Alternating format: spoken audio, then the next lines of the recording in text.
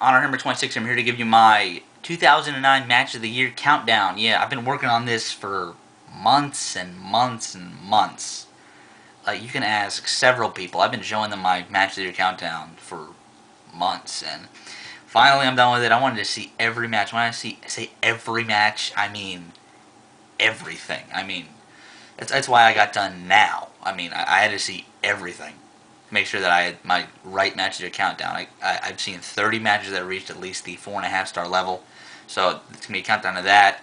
But quick channel update first. My upcoming videos are going to be later this week. I'm gonna do a hype video for the Big Bang. I have to do one because I really want to. Actually, I really want to do one. Saturdays night's gonna be my actual Big Bang review. And I did watch my first two shows of 2010. I finished Kurt WrestleMania and SoCal Showdown, both great shows. I'll review both of them in one video together. Coming up. I don't know when it's going to be. Still got to do my Japanese wrestling rant at some point. It's in the next video in that series. And 8th anniversary I'm going to start watching today. So, yeah. But basically, this is probably the biggest series of videos I've done on my channel.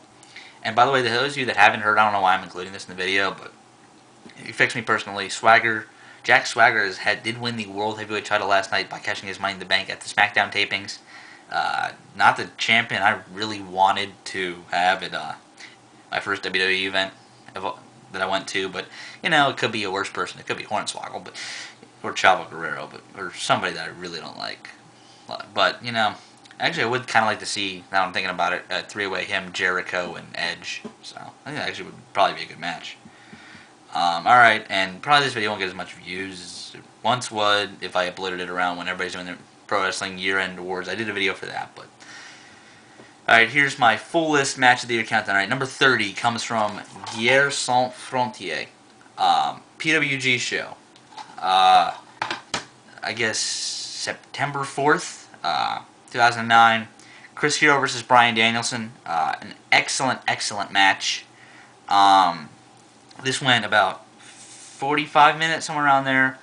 Basically, it was Bryan Danielson's last Pro Wrestling Guerrilla match. And basically, Hero was the champion at the time, so basically you put the two elements together that would have worked perfectly, and it did work perfectly together. And a very good match, and the second best PWG match this year, and it was awesome. Definitely loved it, but afterwards, Danielson kind of buried the title a little bit, but it's still okay with me.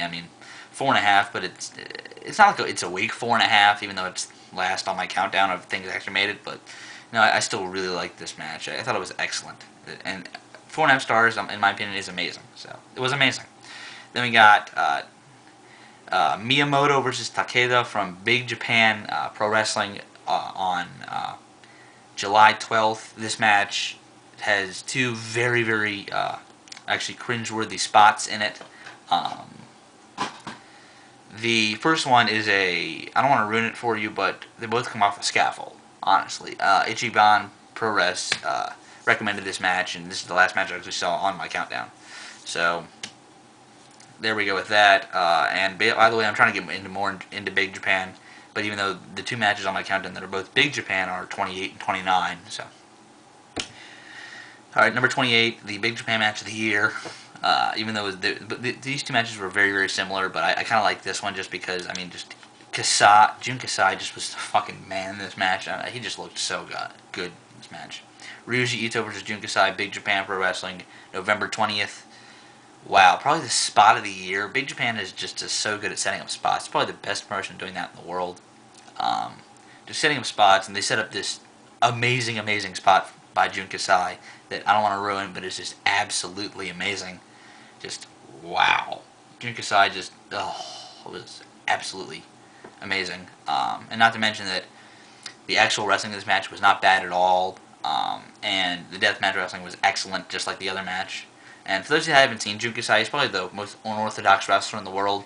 He's part, like, Hiroshi Tanahashi, his wrestling ability, or his ring mojo.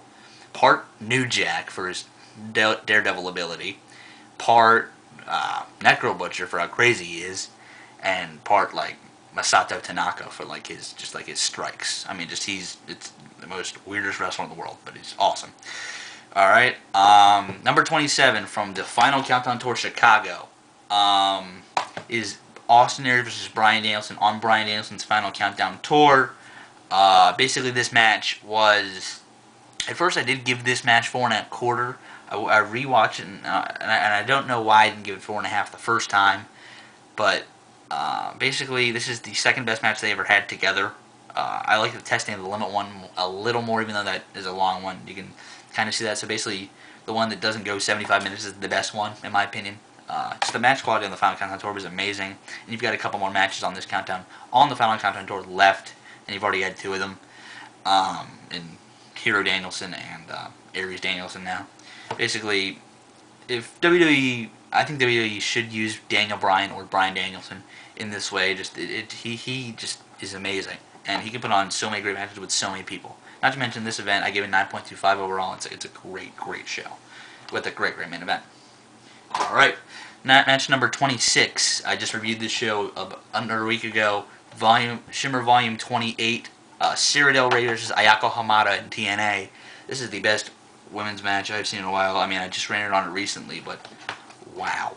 It still amazes me. I mean, and a lot of people, I'm glad, on that review have said, I want to see this match, because I want to get as many people to see this match as possible. If there's one match on this countdown so far, that of the 5 matches that I recommend you watching, because it's different, it's this, or Ito versus Kasai, one of the 2. Just you will not see, this is such awesome women's wrestling on this entire show. The double main event is absolutely amazing, and this one match, I was already a huge fan of Hamada, but Del Rey also just made me a huge fan of her as well. I loved this match to no end. Alright.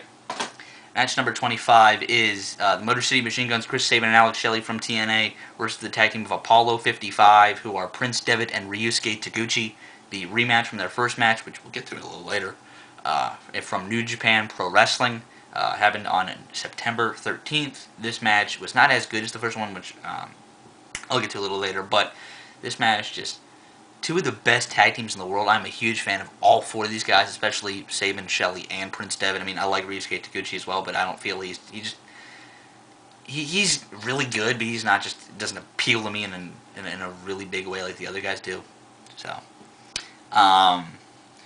basically, this match is just tag team wrestling at its best. I really liked it.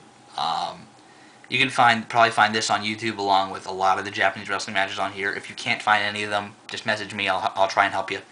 I guarantee you could find Takeda, the number 29. You can find number 28. You can find number 25. I saw all 3 of those on here for the first time. So actually, I might not have seen 28 because it was all over the board as soon as it happened. So, but whatever. Yeah, just if you want to see a TNA tag team wrestle their ass off, you should watch that match. Then number 24, we have from Violent Tendencies, Detroit, Michigan, the American Wolves versus Roderick Strong and KENTA. KENTA probably was my wrestler of the year this year, and probably my second place wrestler of the year. Davey Richards is also in this match, along with probably a top 10 guy in Roderick Strong, because he had a lot of great matches this year. Even his promo skills went from abysmal to sort of watchable. I mean, he doesn't have very good promo skills. I mean, he's getting a little better, but they're still not all that great. His strong point is definitely his wrestling and his striking ability, which he shows off in this match. Very kind of. This is one of the stiffest matches I've seen during 2009. Just balls to the wall, stiff style. And I'm glad that Eddie Edwards can do it because he has experience in Japan. I knew Richards could do it, Strong, and especially KENTA could do it. They just all came together and it was just amazing. I know I originally gave this 4.25, but I did watch it again 4.5. Just whoo! This match was absolutely phenomenal. Pick this DVD up. It's a great overall show, and I did think I underrated that show when I did my original review. All right, number 24. No, I just did 24. 23. F.I.S.T. First CHIKARA match on the countdown from Anniversario Yang. F.I.S.T. versus F.I.S.T. of who was it? It was Chuck Taylor and Icarus versus the Colony Soldier Ant and Green Ant. This is the end of a very long feud in CHIKARA. If you don't know the feud, basic tag team feud, but anyway, it was hair versus masks, and includes the first spot in CHIKARA history. Just everything came together so well. I loved this match. Just 4.5, along with most of the matches on this countdown. Just wow! I was in awe of this match, and surprisingly, it's not CHIKARA's match of the year. All right, I'll continue this in part 2. See you guys then.